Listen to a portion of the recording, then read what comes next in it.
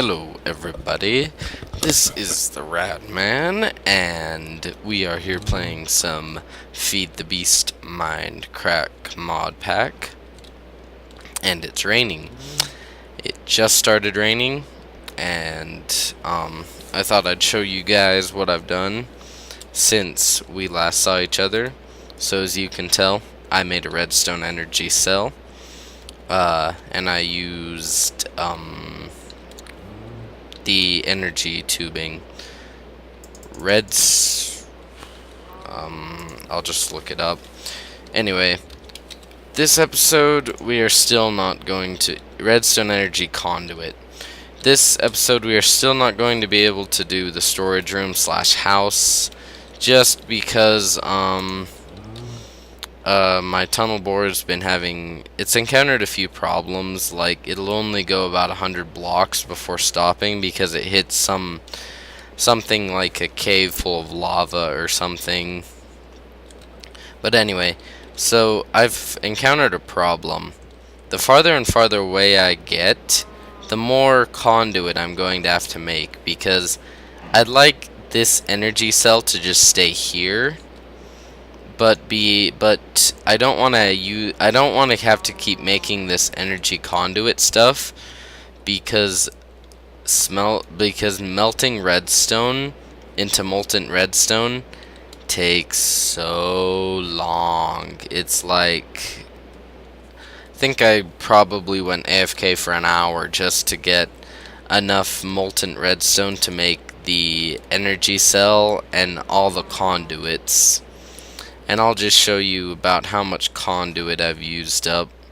I used up every single conduit I've made, though, just to go out to there. And that was to make a conduit that long was going AFK for an hour, like I said. So I'm not really looking forward to having to extend this more. But I've been experimenting in creative mode, and I think I have found a solution to that problem. It's called the energy tesseract.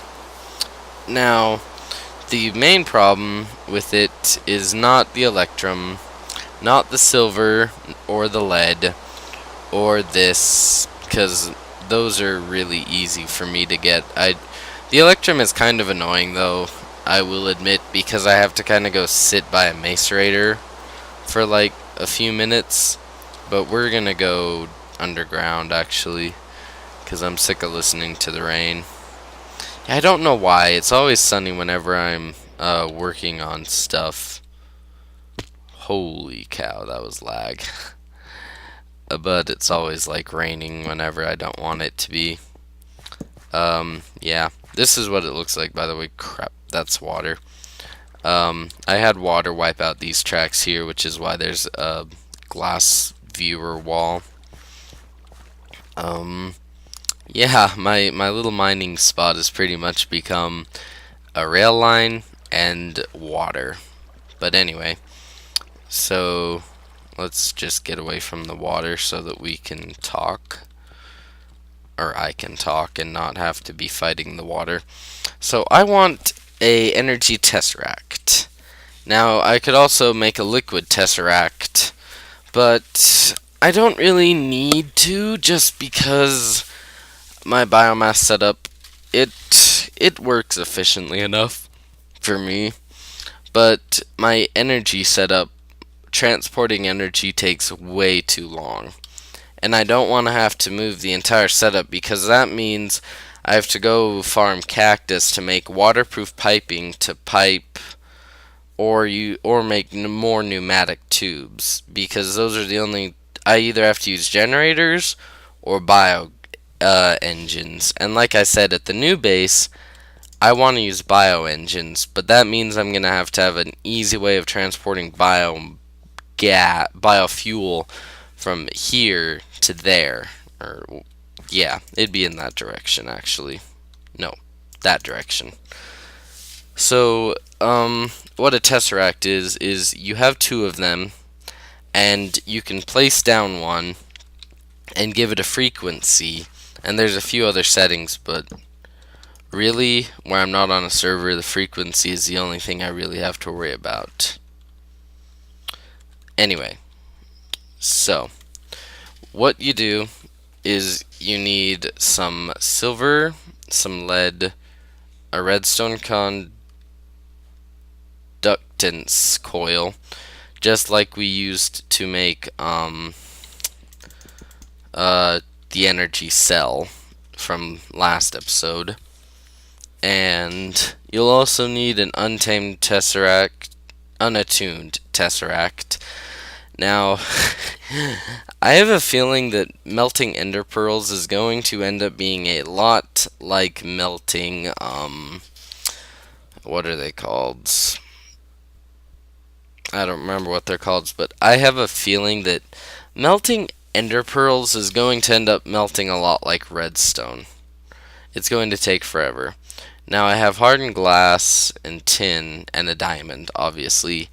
My main drawback to making a tesseract is this, the molten ender. Because of course you have to fill the tesseract frame. And there's also item and liquid tesseracts with slightly different crafting recipes. This uses silver and tin instead of electrum, and a pneumatic servo instead of a conductance coil. Same with this one, it has pneumatic servo tin, but instead of 3 tin it uses 1 copper. But they all need an unattuned tesseract, so I will have to first things first is I've actually got to make more of those redstone or energy conduits pipes for the redstone energy cell, because I still have some molten redstone sitting in here, and I'm guessing I probably shouldn't be trying to add molten ender pearls in here to make my tesseracts until I've gotten rid of all the molten and redstone. I keep wanting to say ender, but to do that I'm going to need to make more electrum, which is kind of annoying because I've got my quarry running full swing and it's actually keeping up. The problem is I could just like disconnect the macerator and the electric furnace and use them for a while, but if this machine gets any ingots, it'll try, or ores, it'll try and process them. So I'm gonna have to wait on that. So what we're going to do this episode actually is we are going to place down a chest here, so this will fill with fuel, in theory. There we go. Now we are going to take some charcoal and oops, we're going to steal the charcoal, and we're gonna go put that in our cart, because don't want that. I also need to have this stuff processed. As you can tell, I am a little disorganized, which is why I want to start the new base, because I don't like the amount of disorganization that happens now. Like, I have like this super processing machine is what I like to call this setup here, but yeah, it is a really good processor. It just has issues, like if it gets mossy cobblestone in it. It also has issues when I bring it stuff from the bore. How is there a lever? I don't get where some of these random items are coming from. But anyway, what I'm gonna do is I'm gonna go check on the bore. I'll probably wait until this quarry is done. Well, actually, it's got a while to go. Oh yeah, I just wanted to tell you guys, the nice thing about these redstone energy cells is I have to leave it a long time to fill this up. as you can tell, it's filling really slowly, but it's getting drained really fast. So yeah. So even if the quarry shuts off, I don't have to shut off this because it will be it'll just be putting more energy for me. So yeah. I know that my train has enough rails, my tunnel bore I mean, but I need to take it some more fuel. So I'm going to do that, and after I get back, I will be right back. So, be right back. Hey guys, I'm back. Uh, as you can tell, I am back also from the bore. Um, yeah. So I came. I didn't start recording right when I got back though because I realized I had to make and fill 12 more redstone energy conduits because I still had the redstone, molten redstone in here. But now we're ready actually to fill our tesseract frames because I'm going to be using energy tesseracts to transport my pipe energy from this guy, my redstone energy cell, all over. That way I don't have to make hundreds of thousands of these things as my quarries get farther and farther away from this base.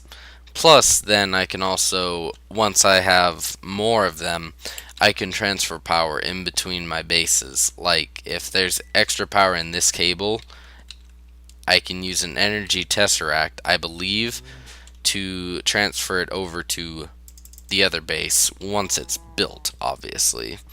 But for my extension purposes, we are going to just be using these for quarries. Now what you do is you put them in a liquid transposer. You just, yeah, put your tesseract frame in here. Oh, I left that on, didn't I? I need to shut that engine off.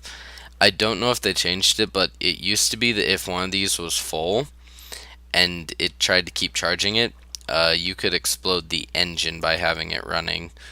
I think they changed it since it obviously didn't explode, but I'm kind of hesitant to keep it on.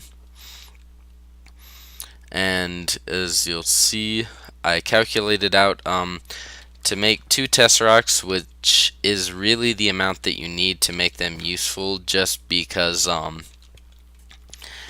if you have 1 tesseract, it won't do anything. You have to have a tesseract to send and receive, or you could for some reason send and receive power in the same tesseract. But you'll need 8 ender pearls because it takes 4 ender pearls in a magma crucible to produce enough molten ender, or is it called molten ender? Yeah, enough molten ender to produce 1 unattuned tesseract, but you'll need 2 of them for reasons I just said. Now you'll also need electrum, which I haven't made, so I'll probably have to cut it here. And you'll need redstone electrum for 1 of those. And I believe if I just make 4 electrum, it'll be fine. Now, I have to actually, I need to relook up the recipe for electrum because I keep forgetting it. Because it and Innovar have, well, it and one of the materials I had to make for the Tesseract frame have really close crafting recipes. Okay, it's silver and gold. That's what I thought. So now I need to get. Oh, that's what I was going to make some of it for just this purpose, but I got confused and I didn't get enough of it.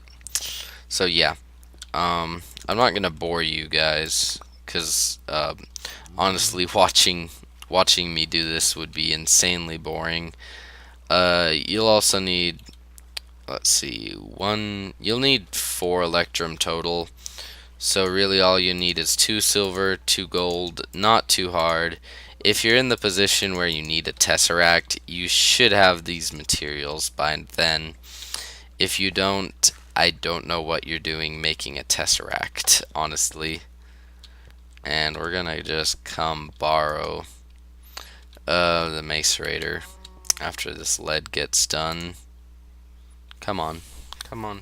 You can do it. Oh yeah, we also need lead. That was the other thing I was thinking of. Um, and to disable this, just disconnect this pipe and turn back on the machine. If you guys are wondering how I do that, because where the quarry is running, I can't let it overflow that top chest, and I have to be really careful about it. And as you can see, it's doing copper. We're going to put the lead dust in here because we're going to be re-engaging the macerator so it can macerate what it needs to macerate soon. There's lead dust for you. And there we go. And if we just come over here and put the lead back in the chest, it'll get processed. That's the beauty of having a system like this. I can interact with it without wrecking it. The only machine I can't really interact with is the recycler, because that's the major thing that can jam up the system if you don't do it right. Like, if this chest fills up, basically it breaks the entire system, because what'll happen is sometimes I added a pipe down there. It's called the something pipe. It's basically a pipe that resists having items flow through it. So unless it's scrap being pulled from this machine, items can't backflow. It's also what I use to keep these from being filled up in the front. And as you can see, the system is just automatically started again. Now what we'll want to do is we craft electrum dust. We have 4 of them.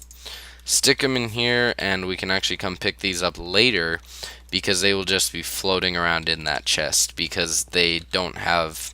I haven't assigned them anywhere because I don't make enough of it to justify assigning it its own spot. This is tin, dang it. So I'm just showing you guys this, by the way, because I haven't made it, and I want to just... I don't want to cut the recording because I found out I have so much backlogged cut video. Like, I have so much video that I have cut in my in where Fraps stores its video, that I have to on average watch like 10 video clips just to determine whether or not that the clip I'm watching is part of an episode or not. Need my electrum, please. Give me that, curseth. We need all 4 of them. And I need to get that sapling out of there eventually, but for now it's fine. Electrum, thank you.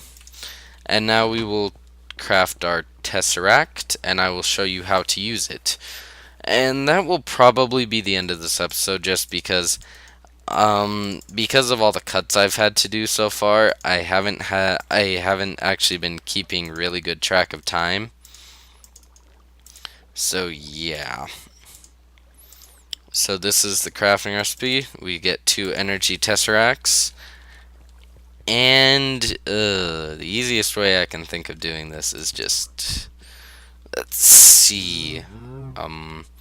Need to break it here and here. Do you guys see that pipe bouncing away?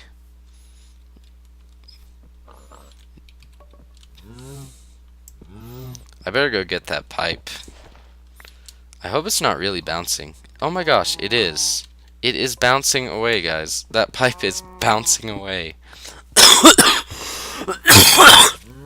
Sorry about that. There we go. So, to make this system work like I have it now, you will need a wrench. I thought I had one, but obviously I dropped it off before going down to the tunnel bore, and I think I put it over here. Yeah, 2 things that you'll need, guys. If you're using a tunnel bore, you'll always need a crowbar. And if you're doing anything with machinery, you will need this wrench. This wrench It's not that hard to make. It's a stone gear. It's just kind of a pain because I don't like having more than one because it doesn't justify making more than one in my opinion. Yeah, I don't like making more than one ever because I don't usually use more than one.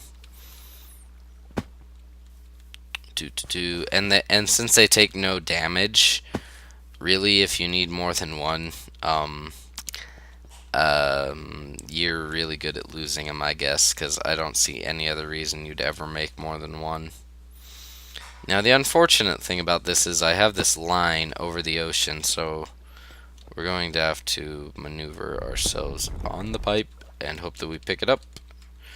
Now, I'm only going to break 2 of these. I'm going to break the rest off camera because if I lose them, I have to swim to the bottom of the ocean to get them, and that's boring. Okay. So, what you'll need to do is on your second Tesseract, do this first because if the quarry end isn't set up, the other end won't work. So what you need to do is this side needs to be set to orange, which you do by right-clicking with a wrench. Orange is sending power, blue is receiving, which is why the quarry is set on blue. Now, I would lock this, and you need to set it to receive only, and I just set it for 1. Now, if you're on a server, you're going to want to come up with like a list of frequencies, and if you're not on a server where, if you're on a server where like griefing is allowed, come up with some pretty creative frequencies, or people could just siphon off all your power. Or items. Items can also. Items, liquid, and power are the 3 type of tesseracts. So if you're not careful, you could have everything from your quarry stolen from you.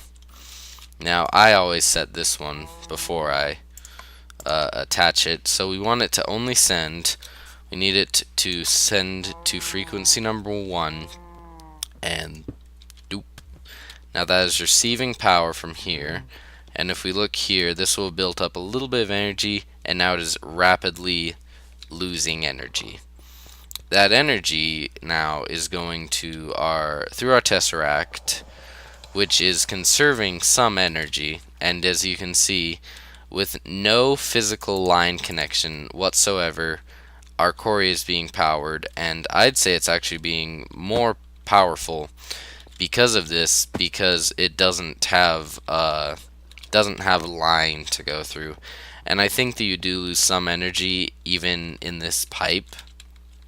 So yeah, keep in mind though that the Tesseracts are a little bit of a pain in the butt. I would at least always also have a redstone energy cell, because if you don't have a redstone energy cell containing your power, the Tesseract can only hold a limited amount of power.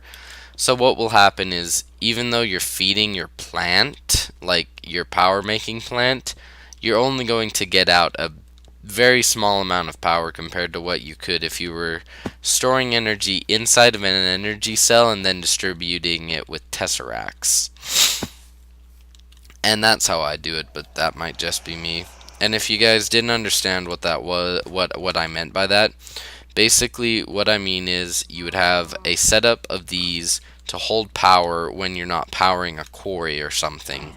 And then I'd have a Tesseract that siphons off that power, because the Tesseract itself can only hold so much power.